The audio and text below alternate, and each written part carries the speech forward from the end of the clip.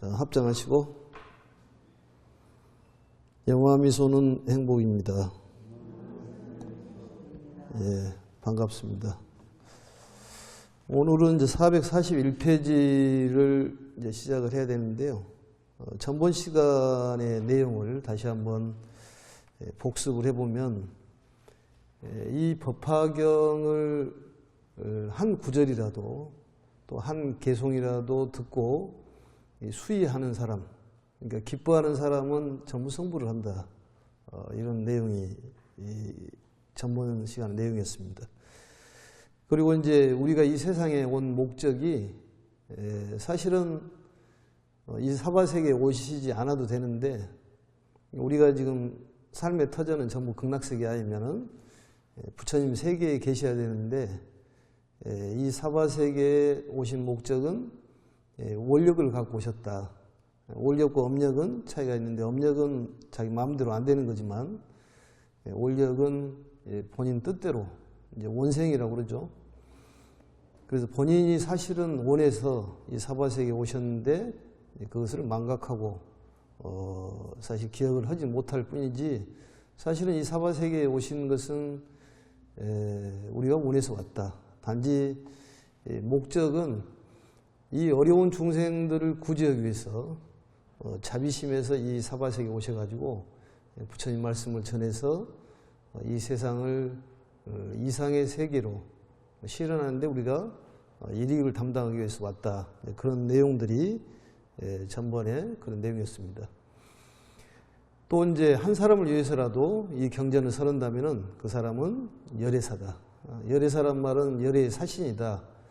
부처님께서 파견 보낸 그러한 사신이라는 얘기가 전번 시간에 얘기했습니다. 그래서 이 법화경을 수행하는 수행자를 헐뜯는 사람은 부처님을 일곱 동안, 아주 오랜 세월 동안에 부처님을 욕하는 사람보다도 죄가 더 심중하다.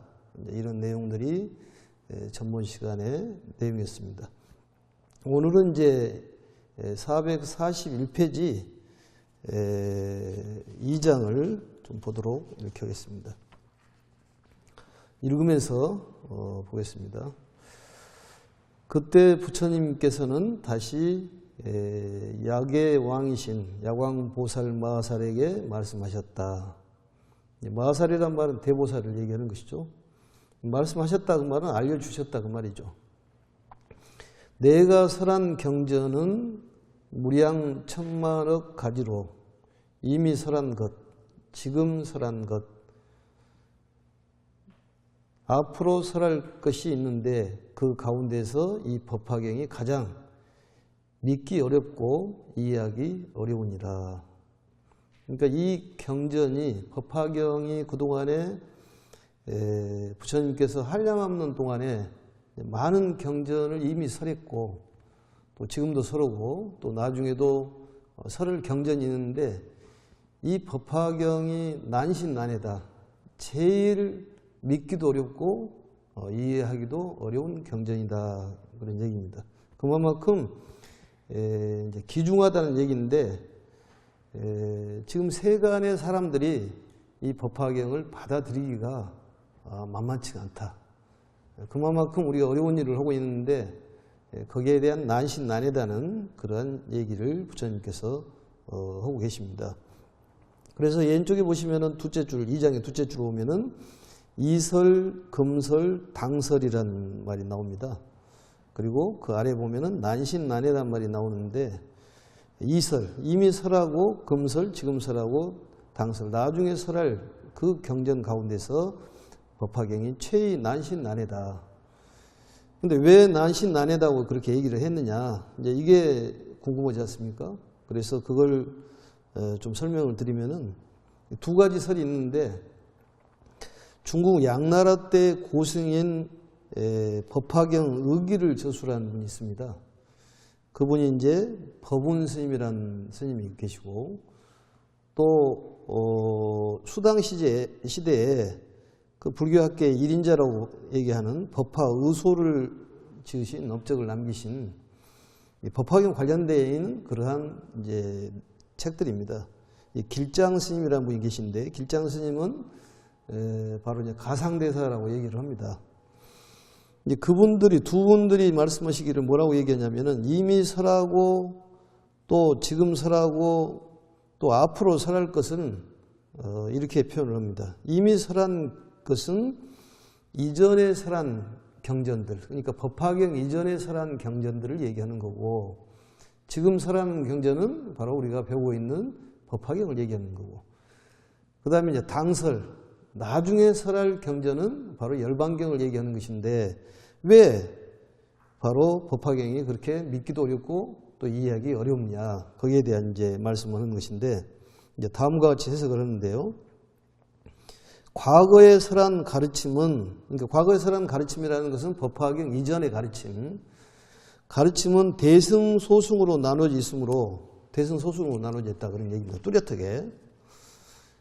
그래서 그 대승소승으로 나눠져 있기 때문에 그런 입장을, 이제 대승소승의 입장을 배울 수 있게 비교적 이해하기가 쉽다.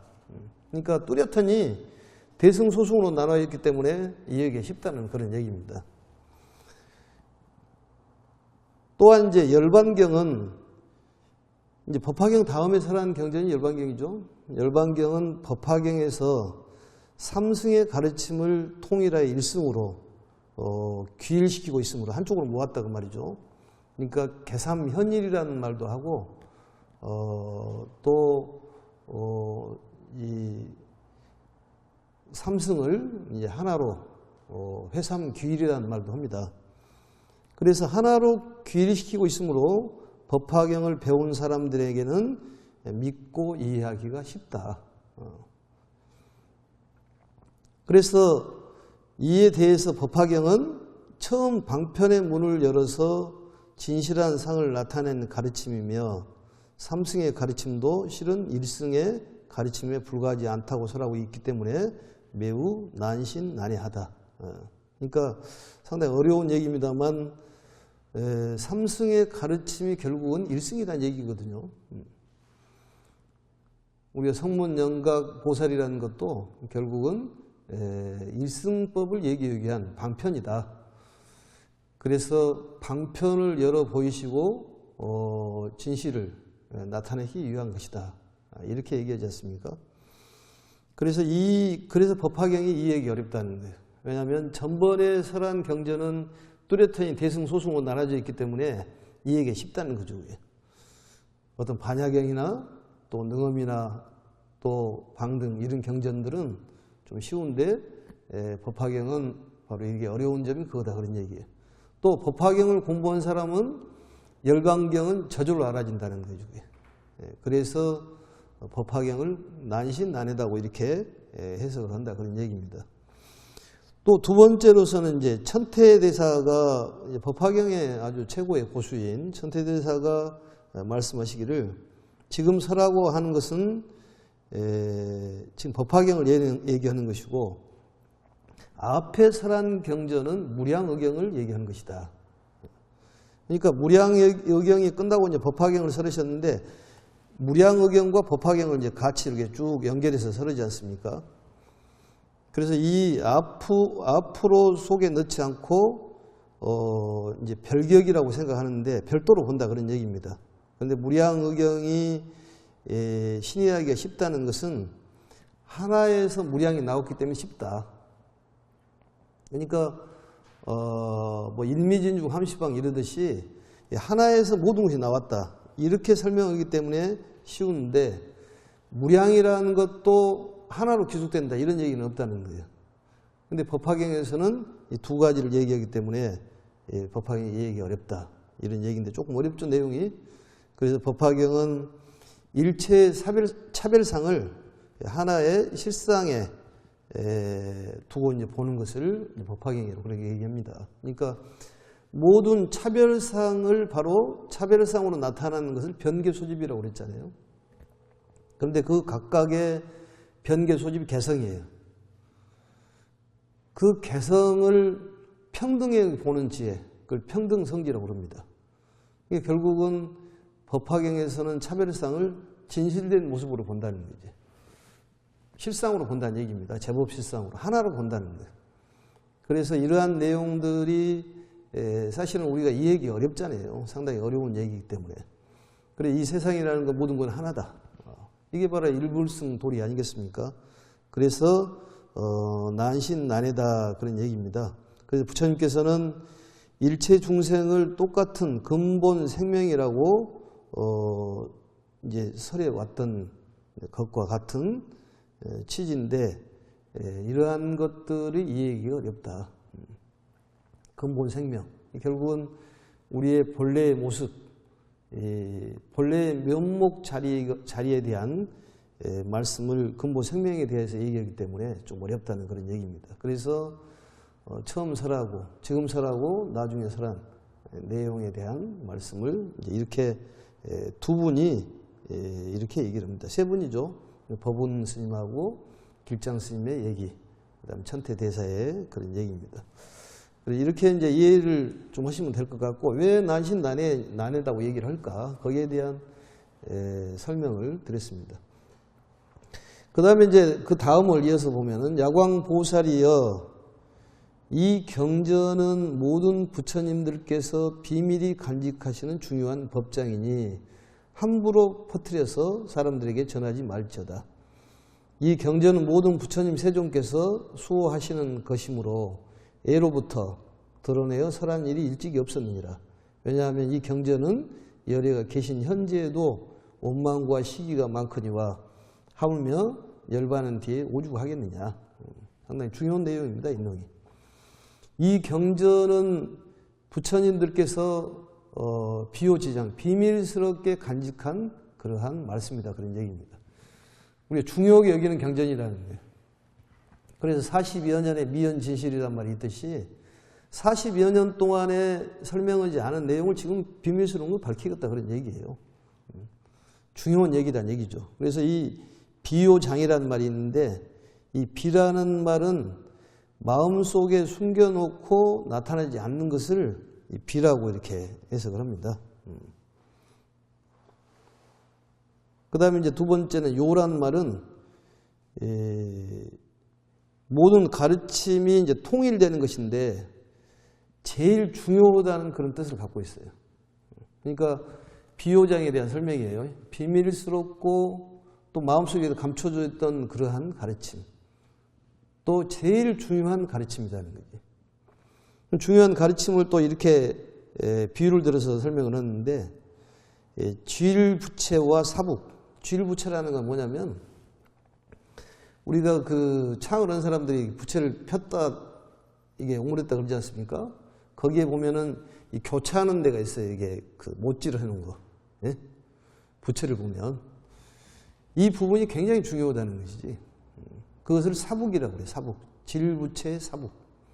그러니까 우리가 문고리가 있으면은 문고리가 이렇게 큰 게 있잖아요. 문고리 역할은 이걸 잡아서 당겨야 되잖아요. 그게 제일 중요한 것이지. 그래서 질부채 이 사북이란 말이 그 부채에서 폈다 오므렸다 하는데 그 못질을 해놓은 부분이 가장 중요하다는 거지. 그러듯이 이 법화경이라는 것이 그만큼 중요하다는 거예요. 이거 아무라도 배울 수 있는 것은 아니다는 얘기입니다. 복이 어마어마한 복이 있어야지만이 배울 수 있는 거예요. 그러니까 우리는 항상 복이 있는 사람이라고 생각을 해야 됩니다. 복이 많은 사람들이에요. 뭐 자잘한 일들이야 좀 있겠죠. 어떤 뭐 금전적으로 넉넉하고 명예적으로 높다고 해서 행복의 질이 높아지는 것은 아닙니다. 좀 편리하고 좀 어디 다니는데 좀 유리하기는 하겠지만은 그렇다고 해서 행복의 질이 확 높아지는 것은 아니에요. 이 법화경을 공부하면서 우리가 그것을 깨달아야 돼요.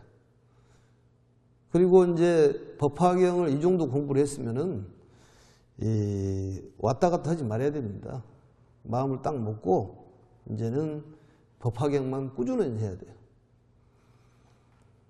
이제는 마음의 결정을 해야 될 시기다 그런 얘기예요. 지금까지는 이것을 해볼까? 또 저것을 해볼까? 이렇게 했지만 이제는 마음의 결정을 해서 흔들림이 없는 마음을 가져야 된다는 거예요. 그래도 충분합니다. 사람들이 대학교까지 졸업하고 다시 초등학교로 가가지고 공부하는 사람들이 있어요. 그럴 필요가 없다는 것이지. 이제는 동요될 필요가 없어요. 우리는 충분한 소양을 갖고 있고 또 그러한 불성을 가지고 있다고 이미 배웠잖아요. 우리 마음의 불성이라는 것은 정말로 행복하고 기쁘고 편안하는 그런 마음이 자리를 잡고 있는데 그 마음의 자리를 잡고 있다는 것을 불성이라고 하는데 그 불성을 우리가 있다는 것을 자각을 못하고 있다 뿐이에요. 그걸 자각만 하면 된다는 것이죠. 근데 흔들려서는 안 된다니까요. 이제는 마음의 결정을 딱 해야 되는 거예요. 지금까지는 이것 해볼까 저것 해볼까 왔다 갔다 했지만은 이제는 법화경으로 딱 마음을 단단히 먹고 이제 많은 사람을 구제하는 것이 우리의 임무라는 것이죠. 이 선생님이 다시 초등학교 공부하는 격이 되는 사람들이 많아요, 보면. 그러지 말으라는 거지. 이제는 가르칠 때가 됐다는 거지. 가르치는 것은 내 안에 불성이 있다는 걸 가르쳐주고 당신은 정말로 행복자라는 것을 일러줘야 된다는 거지. 자꾸 내 마음속에 행복이 들어있다는 것을 사유 관찰해야 돼. 그게 우리가 할 일이에요. 나이하고는 아무 관계 없습니다. 나이가 먹으면 다시 갔다가 다시 오면 되는 거예요. 그게 무주처 열반이라고 그랬지 않습니까? 금강경을 수천 번, 만 번을 읽더라 하더라도 무주상에 대해서 모르면 무슨 소용이 있습니까? 버리라는 것을 모르면 무슨 소용이냐 그 말이에요. 버릴 줄을 모르면은. 아공, 법공도 모르면 무슨 소용이 있냐 그 말이에요. 결국은 버리라는 것 아니겠습니까? 그게 아집이라고 그러잖아요. 그러니까 그 내용을 사유를 할 줄 알아야죠. 깊게. 그게 중요한 거예요. 그래서 이 요라는 것은 가장 중요한 것인데 바로 조금 전에 얘기했듯이 부채를 폈다 접었다는 사북, 질부채의 사북과 같다 이렇게 표현합니다. 그러면 장이라는 것은 무엇이냐? 장이라는 것은 그 저장되어 있는 가르침을 장이라고 그럽니다. 감출장자지. 감춰져 있다 그런 얘기예요. 뭐가 감춰져 있나? 정말로 진실의 상, 실상이라든지 진여, 우주의 진실이 그 속에 감춰져 있다는 거예요. 이 법화경 속에가. 이 비밀이 감춰져 있다니까요. 그래서 법화경을 하신 분들 보면은 불가사의한 일이 많이 일어나죠. 갑자기 책을 읽는데 향기가 난다는 사람은 수십 명이 그런 얘기를 합니다. 갑자기 그냥 내장이 뒤틀리지만은 피를 그냥 쏘아가지고 뭐 대장암이 나왔다든지. 오늘 경전 들은 사람들은 이제 병이 싹 나올 수도 있는 것이지. 갑자기 일이 만사형통이 될 수가 있습니다. 그게 바로 기운이랑 파장이라는 거예요. 파장이에요. 그 에너지라는 얘기라니까. 이 법화경을 경전을 지금 경시 여부리단 말이 나오는데 법화경을 그 주무실 때 베개 여기 옆에다가 두고 주무셔도 잠이 오만해지고 차에 가지고 다니시면 또 그게 혼염을 해주시고 보호를 해주신다 그 말이죠. 철종중성 동자오라고 그러듯이 이 팔부신중이 보호를 해주는다니까요. 경전이 그만큼 중요한 거예요. 기운이 있다니까. 사람마다 기운이 있잖아요. 보면은 그 사람하고 있으면은 본인이 기운을 받는 거예요. 그래서 비린내 옆에 있으면은 비린내가 배이고 향 옆에 있으면 향기가 배이듯이 사람마다 다르고 또 어떤 물건하고 같이 있냐고 해서 또 달라. 그런데 이 보면은 뭐 물건이 있으면은 본인이 거슬리면 치웁니다, 그것을. 그 업식이 뛰어난 사람은 치워버리는 거예요. 그런데 그 업식이 둔한 사람은 그대로 놔두고 지나가다가 머리를 박는다든지 또 손을 다친다든지 이런 현상이 벌어지는 거예요. 그 기운을 못 느끼는 것이지. 그래, 이 감춰져 있다는 것은 우주에 이 비밀이 감춰져 있다는 얘기예요. 대단히 중요한 것 아니겠습니까? 이 법화경이 그렇다니까요. 그런 것을 우리가 지금 배우고 있는 거예요, 사실은. 얼마나 중요한 일인가 모른다, 그 말이죠.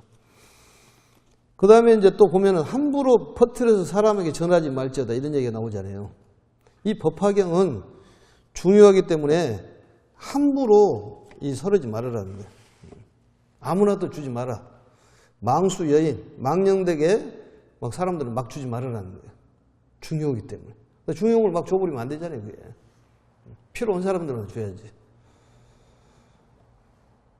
그런데 왜 나눠가지고 이게 하지 말으라 그러냐. 이것은 큰 의미가 있는 거예요. 이 법화경은 이 처음부터 끝까지 전체적인 드라마로 되어 있는 거예요, 이게. 드라마로. 완전 장편 드라마로 있는 것이지. 근데 우리 드라마를 보면은 한 5편이나 보면 이해가 됩니까? 그 한 편만 보고 이해가 돼야 안 돼요? 예? 안 되잖아, 그게. 그러면은 5편만 얘기를 해주면은 그 앞에 상황이라든지 뒤 상황을 모르니까 잘못된 얘기를 할 수가 있다는 것이지. 그리고 본인도 스스로 어떤 주인공 아니고 다른 주인공 아닌 사람이 나와가지고 악인으로 나오는데 그 내용만 보고 나쁘다고 그러는데 나중에 알고 보니 그 사람이 되게 어떤 이유가 있었더라는 것이지. 잘못된 판단을 할 수 있기 때문에 나눠서 설명하지 말라고 말이죠. 그런데 보면 이제 연속극을 자꾸 얘기해서 그렇습니다만 드라마를 보면은 1편을 보면 재미가 있으면 그 다음에 계속 봐지잖아요, 이게. 응? 그 다음에 뭐가 있을까? 그 다음에 뭐가 있을까? 근데 앞에 내용을 보면은 1개 1구라도 이 경전을 듣고 수지하는 사람이 수의하는 사람은 성불한다고 그랬잖아요. 그러면 모순이 되지 않느냐. 한 개송이라도 들려주면은 되는데 왜 불가공포 나눠서 설명하지 말아야겠냐. 이 얘기는 그걸 드라마를 1편을 보면은 쭉 볼 수 있는 사람이 된다는 거지. 한번 기뻐한 사람은 계속 기뻐할 수가 있다는 거예요. 어떤 걸 좋은 걸 얘기를 해주면은 그 사람은 쭉 꾸준히 한 사람들이 있습니다. 그런 사람들은 기뻐한다는 거지. 그래서 모순이 아니다는 것입니다. 그래서 한번 이 법화경은 전체적으로 되어 있기 때문에 전체적으로 살펴봐야지 어떤 일부분만 갖고 얘기해서는 안 된다는 거예요. 뭐 코끼리 다리를 만지고 기둥처럼 생겼다든지 귀를 만지고 뭐 부처처럼 생겼다 이렇게 얘기해 볼 수밖에 없다는 거지. 그렇기 때문에 함부로 설하지 말아라는 거예요. 그래서 법화경을 전체적으로 드라마를 완전 숙독을 해야 됩니다. 완전히. 그래서 기도도 이제 한번 이루어지면 계속 해보잖아요. 또 뭐가 있을까 이렇게. 그래서 법화경은 이 신통방통하는 그걸 찾는 것은 아니지만은 아무튼 우리가 생각할 수 없는 일들이 일어날 수 있기 때문에 그 기운이 있다는 거예요. 그래서 법화경을 하면은 병이 낫고 오늘 이제 강의 들은 사람은 병이 그냥 있는 사람은 싹 나서 그러는 거예요. 돈 없는 사람은 갑자기 이제 돈이 서서히 생기기 시작하는 거예요. 명예도 찾아지는 것이고. 그게 부처님의 가피다니 가오력이에요, 그게. 혼념이란 말이다, 혼념. 보호해주고 항상 깊이 생각을 해주고 있다는 거지. 항상 부처님이 우리 생각해주고 계신다는 것을 한시도 잊어서는 안 됩니다. 그래, 시작이 반이라는 그런 것도 있듯이 한 구절을 기뻐한 사람은 전체를 보고도 기뻐할 수가 있다는 거지. 그래서 더 나아가지는 못하고 중단하면은 그 사람은 안 된다. 계속적으로 법화경을 꾸준히 해라 그런 얘기입니다. 이제는 다른 생각을 할 필요가 없어요. 많은 공부를 해놓고도 보면은 법화경을 공부해놓고도 또 다른 거 해볼까 저럴까 하는데 이제는 마음의 결정을 확고히 해야 됩니다. 다른 걸 배울 필요가 없는 거예요. 왜냐? 조금 전에도 얘기했지만은 이 법화경 난신난해다는 거예요. 이설, 금설, 당설. 이미 설한 것은 이승으로 돼 있기 때문에 쉽다는 거지. 이건 하나의 이 원교예요, 원교. 통 털어가지고 얘기하는 거지. 온만한 가르침이기 때문에 다 수용하는 거예요. 그래서 바다 같은 마음이 바로 법화경 마음 아니겠습니까? 그러니까 법화경 글자가 중요한 것이 아니라 이 세상을 구제할 수 있는 그런 가르침은 전부 법화경인 거예요. 그 다음에 또 보면은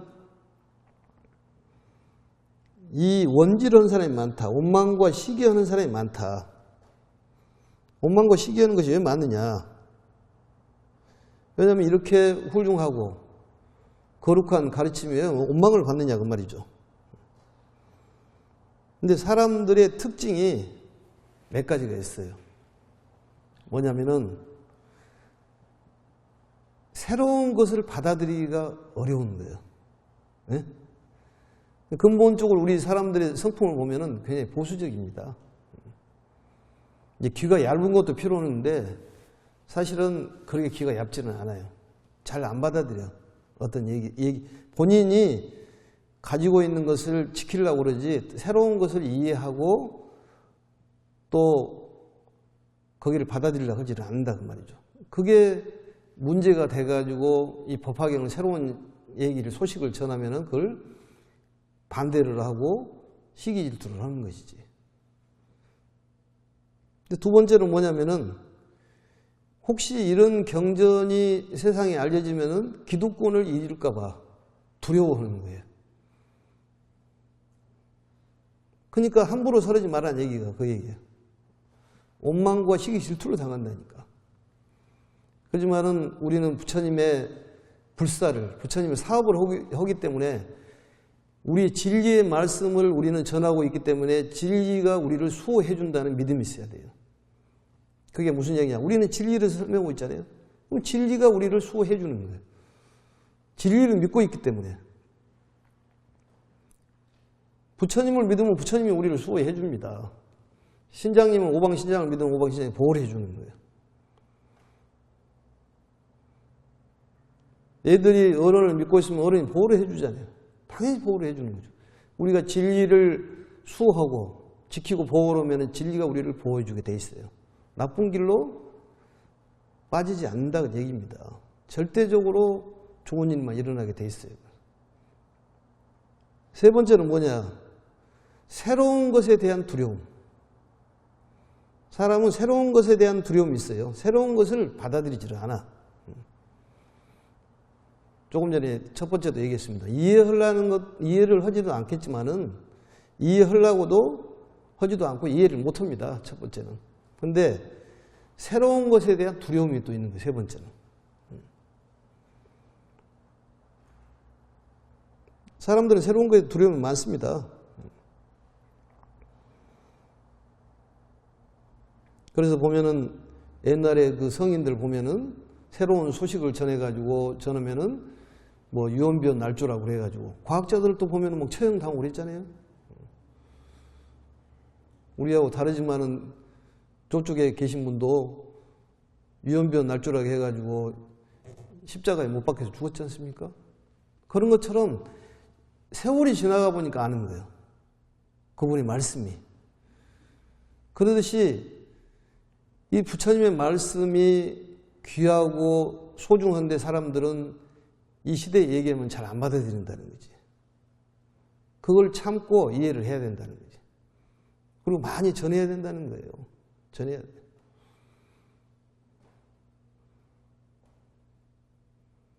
민경도 전하고 사경도 전하고 다 기운이 있는 겁니다. 부처님의 기운이 있는 거예요. 이게. 인경을 잘 모시고 부처님을 모시면은 거기서 기운이 나오는 것이지. 그러면 사람들이 본인에게 꼭 필요하다고 생각이 들면은 금방 받아들이는 그런 습성이 있기 때문에 이 경전을 통해 가지고 사람들이 이 형편이 많이 좋아지고 건강뿐만이 아니라 모든 부분이 좋아지면은 받아들이게 돼 있는 거예요. 그래서 맨 처음에는 조금 힘들고 그러더라도 자꾸 수행을 할 수 있도록 돌봐야 됩니다. 중간에 그만 안 두도록 자꾸 권선을 해야 돼요. 용기를 주고. 그게 필요한 거예요. 그래서 이 법화경의 가르침을 믿고 설에 넓히는 사람은 곧 진리를 떠맡은 사람이고 진리를 등에 업고 일어서는 사람이기 때문에 항상 진리가 자기 편에 있어주는 것이다 그 말이죠. 그걸 믿으라 그 말이에요. 그래서 이 부처님께서 보호해 준다는 그런 내용을 그 다음 내용에가 나와 있습니다. 한번 보도록 하겠습니다. 야광보살이여 마땅히 알라 열애가 열반한 뒤에 이 경을 쓰고 있고 애우며 공양하고 다른 사람을 위해 설하는 이는 열애께서 곧 옷으로 덮어주며 또 다른 세계에 현재 계시는 모든 부처님들께서도 보호해 주느니라. 보호해 준다고 그랬어요. 열애께서 옷으로 덮어준다는 거예요. 그게 이제 보호해 준다는 얘기 아니겠습니까? 옷을 덮어준다는 것은. 추위에 보호해 주기 위해서 옷을 덮어주잖아요. 그래서 항상 보호해 준다는 거예요. 염려할 것 없다는 것이죠. 원질하고 질투하고 시기 옹망한 사람이 많이 있더라 하더라도 우리는 부처님의 진리의 말씀을 전하기 위해서 노력을 해야 된다는 거예요. 부처님께서 옷으로 덮어준다는. 왜냐? 성스러운 사업을 지켜나가도록 열애가 도와서 인도해 주시기 때문에 우리는 걱정할 것 없다는 그런 얘기입니다.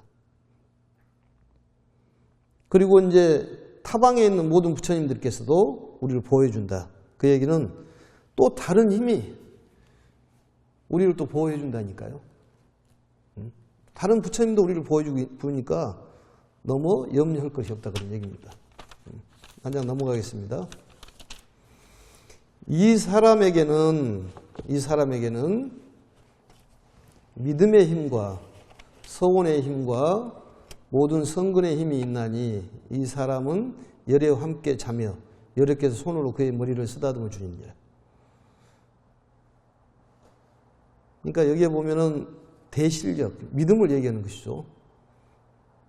또 그 지원력이라는 서원을 얘기하는 서원의 힘, 청원의 힘이라고 그러죠.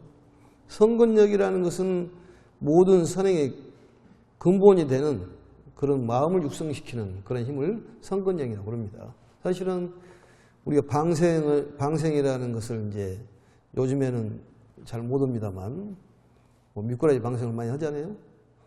근데 사실 미꾸라지 방생을 하면은 이 중국산 사다가 하면 다 죽어버려요, 그게. 예? 또 거북이 하면 거북이가 또 다 잡아먹으러 다는 것을. 그건 방생이 아니라 살생이 되는데 또 미꾸라지를 방생하고 추어탕 여러 것들 먹잖아요, 보면은. 그렇다 그러더라도 먹기는 먹더라도 이 방생하는 것은 성근력이 쌓인다는 거지. 성근력이. 조그마한 그 생명도 살리는 것은 그 성근력이 생기기 때문에 그러는 거예요. 그게 성근력이라는 거예요. 그래서 이러한 사람들은 성근력이 있다니까. 부처님 말씀을 전하는 사람은 성근력이 있는 거예요. 지원력이 있고 또 믿음이 있는 것이에요. 그래서 부처님께서 이런 사람을 위해서 보호해 주는 거예요. 그러니까 오종 수행이라는 것이 그만큼 중요한 거예요. 사경하고 인경하고 또 읽고 독송하고 자꾸 전하는 수행. 기뻐하고 항상 기뻐해야 되는 거예요. 이러든 저러든 기쁘게 생각해야 돼요. 그럼 이런 사람들은 어떻게 하냐? 공수건다 울잖아요. 보면은 왼쪽에 보면 공수건다. 열애가 함께 자준다는 거지. 그것은 무엇이냐? 함께 잔다는 것은 우리가 옆에 있다는 걸 느낀다는 것 아니겠습니까? 실감난다는 거지. 근데 베개 하나 사이로 부처님과 같이 잔다는 거. 응? 그래서 이 공숙이라는 말을 여러 가지 생각을 해봐야 되겠습니다만 부처님께서는 우리하고 같이 한 집에서 살아주신다는 것이지. 어떤 사람? 이 경전을 쓰고 또 인경하고 또 많이 전하고 또 수지하고 독송하는 그런 사람들은 부처님께서 공숙을 하고 수마 기두 머리를 쓰다듬어 준다는 거예요. 머리를 이쁘다고 쓰다듬어 준다는 거예요. 얼마나 기쁜 일이에요. 그래서 부처님께서 하신 행동을 우리가 배워가지고 얘들이 예쁘면 예쁘다고 이렇게 머리를 만져주는 거예요. 만져줘 이걸 공밤을 주면 안 되겠지만 그래서 이걸 머리를 만져준다는 것은 인도에 그쪽에서 이제 습관적으로 머리를 만져준 거 있는데 이것은 이 깊은 신뢰를 뜻한답니다. 깊은 신뢰. 머리를 만져주는 거. 그게 이제 마정수기하고 똑같은 거예요. 우리가 마정수기 하면은 머리를 만져주잖아요. 이렇게. 이마를. 그 신뢰를 뜻하는 거예요. 나하고 너하고 통한다. 같은 하나다 그런 뜻이지. 머리를 만져준다는 것은. 그래서 그 내용을 보면은 그 구마라집이라는 분이 인도에서는 대단한 분 아니겠습니까? 그리고 이제 중국의 현장 스님, 우리나라 원효 스님 이러듯이 그 구마라집 스님이 유명한데 그분 스승이 누구냐면은 수리야 소마라는 분이 있어요. 수리야 소마. 수리야 소마라는 분. 그분이 스승인데 그 스승이 법화경 원전을 구마라집 스님에게 주면서 머리를 만져줬다 그래요. 이렇게. 내 법을 전한다는 거지 그게. 그러면서 뭐라고 얘기를 했냐면 이 법화경은 동북에 인연이 있다. 예? 동쪽하고 북쪽에 인연이 있다는 거죠. 우리가 북방불교라고 그러잖아요. 남방불교 저쪽에는. 그래서 동북에 인연이 있으니 그대는 삼가 전홍하라. 전홍이란 말은 전월전자 넓으롱자예요. 널리 전해라 그 말이죠. 널리 전해라. 그러니까 우리가 부처님으로부터 이 커다란 신뢰를 받는다는 것은 얼마나 기쁜 일입니까? 머리를 만져준다. 이 법화경 행자는 수행자는 부처님께 머리를 만져줘. 예쁘다고. 같이 공숙을 해. 뭐 두려울 것이 없다고 말이에요. 항상 부처님 계신다고 생각해라니까요. 옆에 항상 계시구나. 그리고 우리 마음속에는 행복, 기쁨, 편안함 모든 것이 가득하니 차 있어요. 재물도 가득하니 차 있습니다. 마음만 먹으면 나오는 거예요. 귀한 것이 막 나오는 거예요. 그 다음에 보겠습니다. 야광보살이 만일 어디에서나 이 경을 설하거나 읽거나 외우거나 쓰거나 하여 이 경전이 있는 곳에는 당연히 칠보의 탑을 세워야 하느니라. 칠보탑을 세우라겠죠. 지극히 넓고 장엄하게 꾸미되 다시 사리를 모실 필요는 없느니라. 왜냐하면 이 경전 속에는 이미 열애의 전신이 모셔져 있기 때문이니라. 열애의 전신이 모셔져 있기 때문에 사리를 모셔지지 않는다. 이유 열애의 전신이다. 차중에 이 열애의 전신이다. 근데 탑을 세우라고 그랬잖아요. 탑을. 근데 쭉 보면은 이제 탑이 있는 곳이 우리가 예배를 해야 된다는 나오잖아요. 따라서 그 탑에 마땅히 온갖 꽃과 향, 영락, 비단, 일산, 당번, 기악과 노래로 공양하고 공경하며 존중 찬탄해야 하느니라. 만일 어떤 사람이 이 탑을 보고 예배하고 공양한다면 이들은 모두 안욕달아 삼맥 삼보리와 가까워졌음을 알아야 되니라. 그러니까 경전을 수지독송한 사람은 탑을 세워라. 그래서 이 법화경전에 나와 있는 내용을 보고 절집마다 탑이 생기는 거예요. 탑이. 칠보탑으로 아주 장엄스럽게 꾸며라 그런 얘기입니다. 우리도 탑이 있지 않습니까? 목탑이. 그런데 이제 중요한 것이 무엇이냐? 불교를 이제 우상숭배라고 얘기하지 않습니까? 우상숭배라고. 뭐 탑이라든지 불상이라든지 이런 데 예배는 우상숭배라고 그러잖아요. 그런데 우리가 이성적인 부분과 정서적인 부분이 있어요. 진리 자체가 있고 진리 상징이라는 게 있다는 거지. 더 쉽게 얘기하면은 우리나라에 태극기가 있는데 태극기만 보면 우리는 탁 치면 모아지잖아요. 그럼 태극기를 함부로 하는가요? 함부로 안 합니다. 우리 국민의 상징이라는 거지, 태극기가. 그러잖아요. 국민의 상징이잖아요. 태극기를 함부로 하지는 않아. 3.1운동 할 때 그 태극기를 고이 간직해가지고 광복이 되니까 태극기 다 들고 나왔잖아요. 그 태극기를 품고 우리의 을을 간직하는 거예요. 그런 것처럼 부처님의 진리인 이 가르침이 중요하지만은 상징적인 것도 중요하다는 거예요. 그 얘기는 무슨 얘기냐? 부처님의 상도 중요하고 부처님을 상징하는 그런 탑도 중요하고.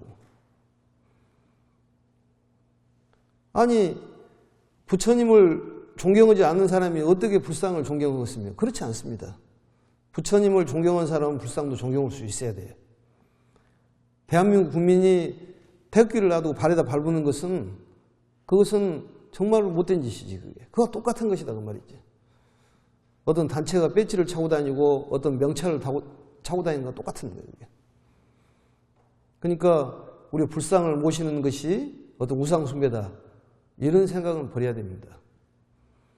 탑도 상징적인 게 아니잖아요. 부처님의 덕의 상징이에요. 답이라든지 불상이라든지. 근데 불상을 보면은 전부 다르잖아요, 모습이. 우리들의 모습이라니까, 그게. 인도의 불상, 스리랑카 불상, 일본 불상, 한국 불상 다 달라요. 또 우리 절에 모시는 불상하고 옆집에 절에 있는 불상은 다 다른 거예요. 그렇지만 우리는 정해손이라는 부처님의 불상을 우리는 상징으로 모시고 있다는 거지.